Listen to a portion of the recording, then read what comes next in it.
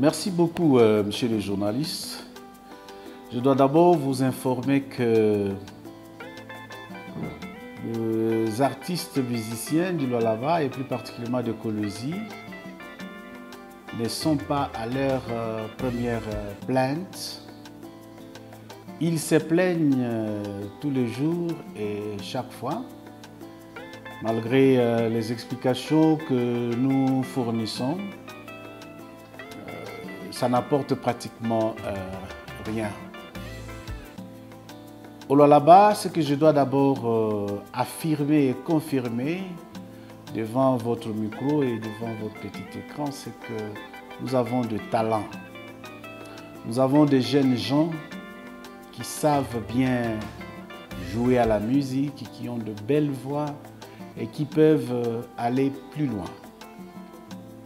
Mais nous souffrons de l'encadrement et cet encadrement qui n'est pas nécessairement et qui ne doit nécessairement pas venir de nous, nous comme ministère, nous comme gouvernement. L'encadrement est facteur de beaucoup de choses. Si vous voulez être bien encadré, c'est que la qualité du travail que vous allez présenter, le sérieux que vous donnez à votre métier, le message que vous véhiculez comme il s'agit de musiciens ou de comédiens, le message que vous véhiculez, tout cela pourront faire en sorte que les gens s'intéressent à vous pour qu'ils puissent vous encadrer et vous accompagner. Au niveau du ministère de Culture et Arts où nous sommes, c'est vrai, nous encadrons le musicien, les comédiens, et ce n'est pas seulement cette catégorie qui se plaint à tout moment. Nous avons une autre catégorie de menuisiers, de modélistes, peintres. Comme vous le savez, le secteur des cultures et arts est vaste. Les cinéastes sont avec nous. Pourquoi tous ces mondes-là ne se plaignent pas comme nos artistes musiciens? Maintes fois, je dis, si vous pensez que le gouvernement peut se transformer en metteur en scène, en sponsor, c'est pas moi et tout ce que vous connaissez, c'est tromper. Le gouvernement ne peut pas se substituer en ces acteurs-là qui facilitent, n'est-ce pas, la bonne production de la musique. Le gouvernement ne peut pas être un producteur. Peut-être ce que nous devons faire, c'est aplanir les cadres, n'est-ce pas, de travail de nos artistes musiciens que nous avons ici dans la ville de Kolwezi en particulier. Parce qu'il s'agit de la ville de Kolwezi chaque fois qu'il pose des problèmes.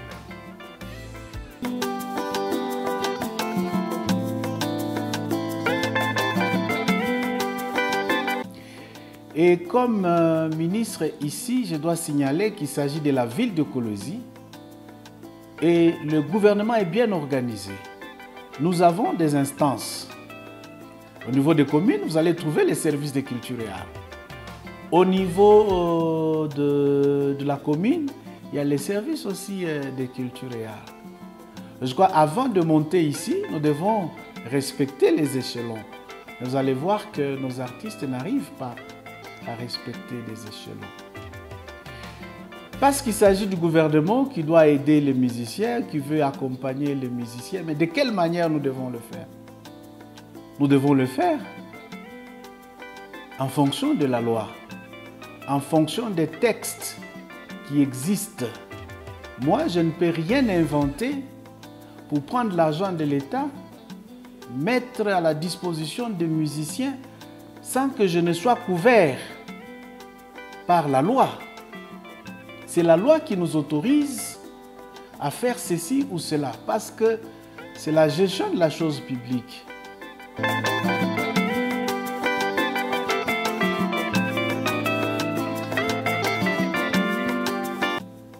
Et ici, je dois encore insister, nous avons demandé à nos musiciens de se regrouper dans les associations.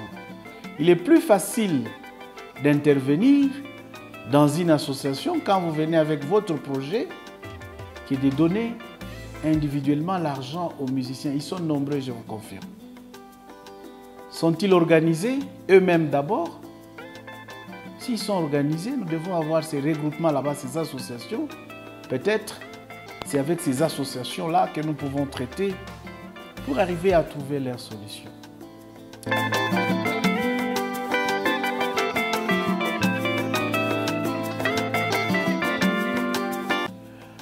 Je suis au niveau provincial, nous avons consulté le niveau national, nous avons vu que nous n'avons pas de texte de loi qui nous permet justement d'agir dans un sens tout comme dans un autre et répondre totalement à leurs préoccupations. Je crois que c'est ici encore l'occasion d'appeler les mondes ou les acteurs culturels de pouvoir s'unir au travers le ministère national pour que nous puissions nous retrouver ensemble et parler de notre secteur et établir, n'est-ce pas, et faire ce que nous appelons les états généraux de conventions où on peut sortir, n'est-ce pas, les textes de loi sur lesquels nous allons nous baser pour pouvoir mener nos actions au niveau de notre secteur de culture et art.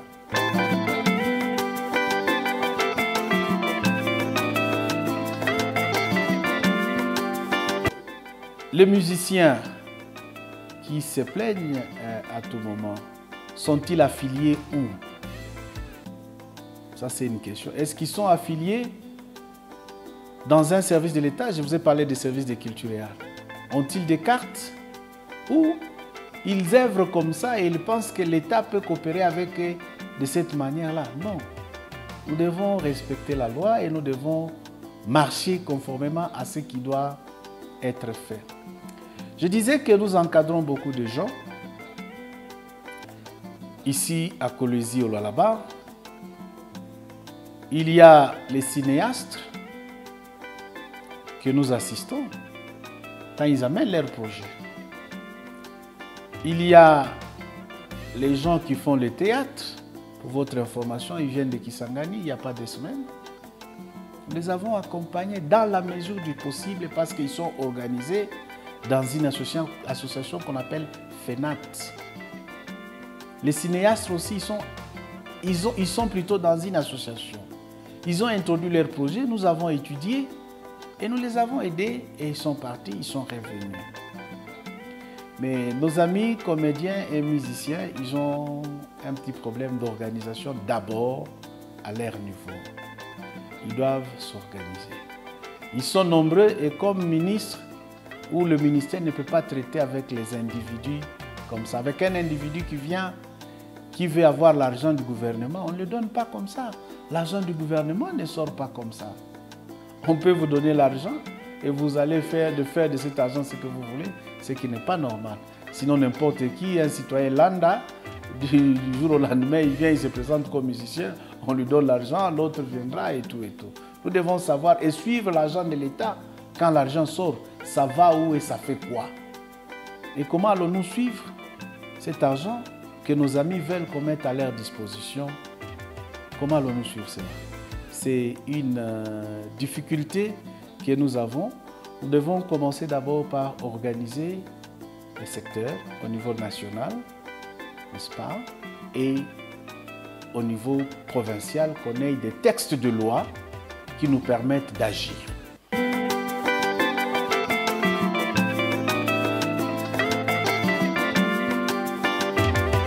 Ça, c'est très important. Le plainte des musiciens, on comprend, parce qu'ici, chez nous, au Lualaba, ils n'ont pas de sponsors. Ils n'ont pas de sponsors, ils n'ont pas de producteurs. Comme c'est fait, par exemple, à Kinshasa, c'est connu. Quand nous devons nous référer à Kinshasa, la capitale où il y a des grands musiciens que nous connaissons, c'est vous qui me posez la question, mais souffrez que je pose aussi une question que vous n'allez pas me donner la réponse, mais qui va nous permettre de comprendre ce que je veux dire.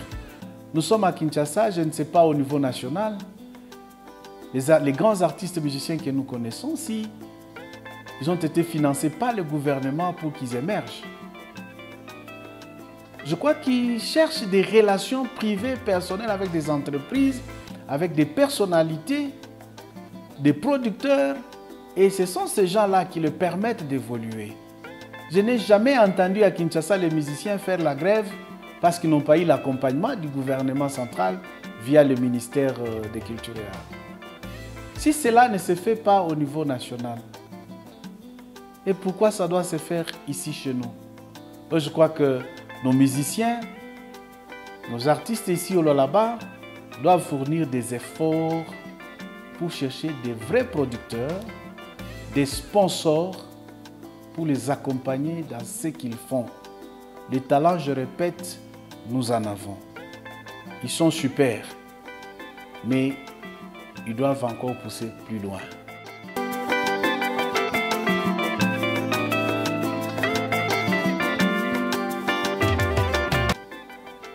Il y a la semaine qui vient de s'achever, on a eu vraiment un événement de taille qui n'a pas été organisé ou qui n'était pas organisé par mon secteur. Moi, je suis là comme ministre de Culture et Arts et non de Tourisme. Vous avez sillonné les stands au niveau de Katebi où on était. Il m'a été demandé, comme ministre de Culture et Arts, d'exposer des œuvres culturelles. J'ai cherché ici au Lualaba et à Kolwezi et à côté les œuvres que vous avez vues. Nous avons exposé cela. Les artistes, les artisans de ces œuvres sont des Lualabais, des Congolais. Nous les avons intéressés par rapport aux besoins et ils ont répondu. Nous les gérons dans le secteur de culture et art. Nous n'avons pas pris tout le monde. Il y a les maçons, il y a les tailleurs, il y a les autres que nous n'avons pas intéressés. Et aujourd'hui, ils ne se plaignent pas. Mais pourquoi seulement les musiciens? C'est la grande question. Lorsqu'on organise, c'est le gouvernement national qui a organisé. Bien entendu, ici chez nous, la province a apporté son appui. Le ministère du Tourisme est là. Nous n'avons pas été associés. Lorsqu'on faisait appel aux comédiens de Kinshasa ou aux musiciens de Kinshasa, même pas le ministre national de Culture et Arts, on ne l'a pas consulté pour dire « Excellence, ministre de Culture et Arts, nous allons prendre tel artiste ou donnez-nous tel ou tel artiste. » Non. Le ministre de Culture et Arts national était aussi invité. Il était invité et sur place, il a vu le musicien de Kin Presté, il a vu le comédien. Comme moi. Je vais m'en prendre à l'organisation nationale parce qu'on n'a pas pris les musiciens du Lualaba. Je ne pense pas. Il faut s'informer avant de faire une déclaration ou avant d'agir ou de réagir dans un sens ou dans un autre. Le ministère provincial de Culture et Arts, de près ou de loin, n'a pas été associé à la sélection des artistes. Et moi-même, je n'étais même pas sur place. J'étais en mission. Je suis venu le 2e ou 3e jour pour assister justement à ces assises. Et il faut aussi souligner qu'il y a eu un artiste local qui a presté, un artiste de Kolwezi qui a presté. Celui-là n'est pas Lualabé. Si on a pris Jean Koubal de Kinshasa, parmi tant de comédiens, tant de musiciens, à ma connaissance, je n'ai pas entendu les musiciens de Kinshasa se plaindre pour dire pourquoi on a pris tel et pas nous. Pourquoi ici, si on prend un musicien local et chacun veut croire qu'il fallait seulement moi, comme on ne m'a pas pris, on n'a rien fait. C'est insensé. C'est insensé. Même celui qu'on a pris localement, ce n'est pas passé par moi. Tout dépend de sa prestation et des relations qu'il a avec les organisateurs. Et moi, je ne peux pas m'interposer. Nos musiciens se plaignent trop. alors qu'il y a beaucoup d'efforts à fournir pour assainir justement notre secteur-là. Nous n'avons pas de texte. Et ceci m'amène à comparer avec les sports que nous gérons. Au niveau des sports, par exemple, il y a des contrats, il y a des concessions entre le gouvernement et les associations. Je sais par exemple au niveau des cyclisme, au niveau des foot, au niveau des basket, il y a des associations, des concessions. Le gouvernement a donné la responsabilité aux fédérations d'organiser et de gérer ces disciplines sportives. Et c'est là à tous les niveaux. Quand il y a un match qui se joue en Mbuji-Mayi, c'est connu partout. La fédération sait que telle équipe du Lualaba est en Mbuji-Mayi, joue avec telle équipe, après demain il sera à tel endroit. Le gouvernement national s'arrange avec l'association pour mettre à la disposition de ces équipes les billets d'avion. Et dans la loi, c'est prévu que le gouvernement doit accompagner. C'est écrit que nous devons les accompagner. Lors des conseils des ministres, nous exposons les problèmes et nous arrêtons le montant qu'il faut pour accompagner ces équipes. Mais au niveau des cultures et arts, nous n'avons pas ces textes-là, nous n'avons pas cette loi. Mais j'aurai ma force où? Pour agir totalement en faveur de ceux-là qui se plaignent aujourd'hui. Je crois que le mieux à faire, c'est de mettre en place des textes de loi qui puissent nous permettre de marcher ensemble. Et c'est ce qui nous éviterait tout ce que nous avons aujourd'hui avec nos amis musiciens.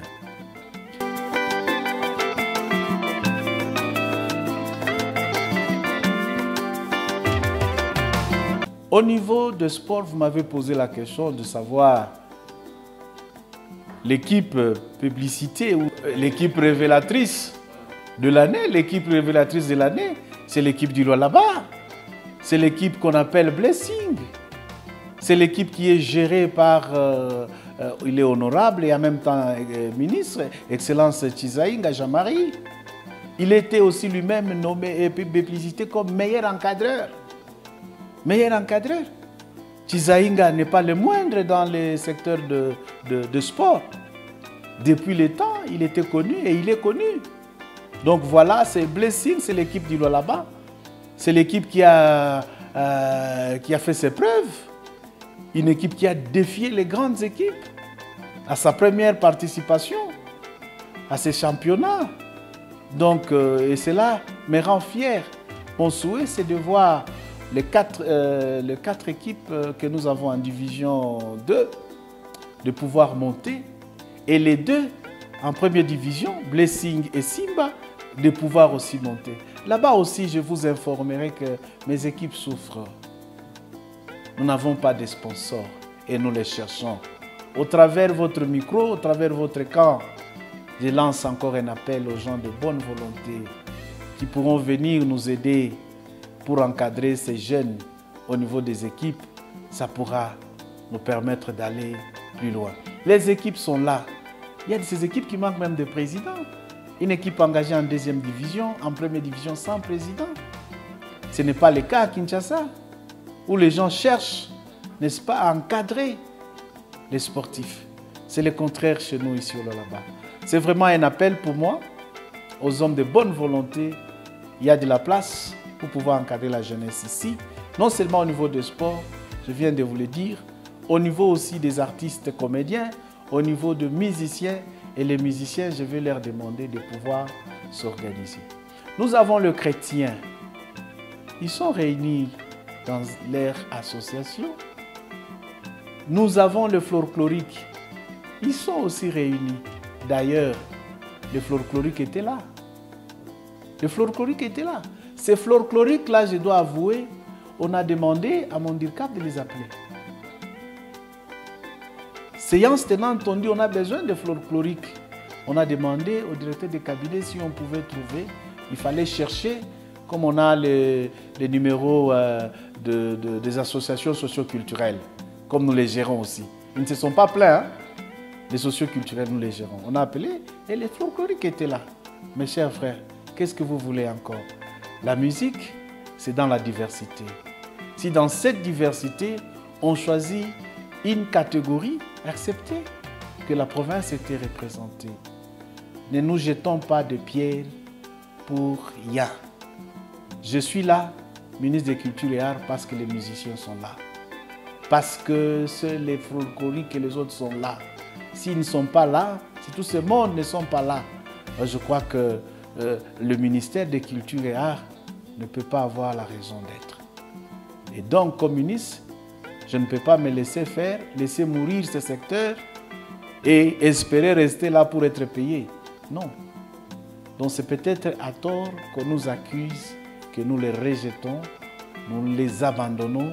Mais ici, il faut qu'ils sachent que le gouvernement agit en fonction de lois. Les lois en vigueur, les lois que nous avons, ne nous permettent pas d'agir selon qu'ils pensent. Merci beaucoup, monsieur le journaliste, d'être venu à la source pour avoir les informations. Merci. Pour vous informer de l'essentiel de l'actualité en République démocratique du Congo, il vous suffit de vous abonner sur Top 243 News TV. Également nous lire sur www.top243news.com. Au nom de toute la rédaction, nous vous remercions.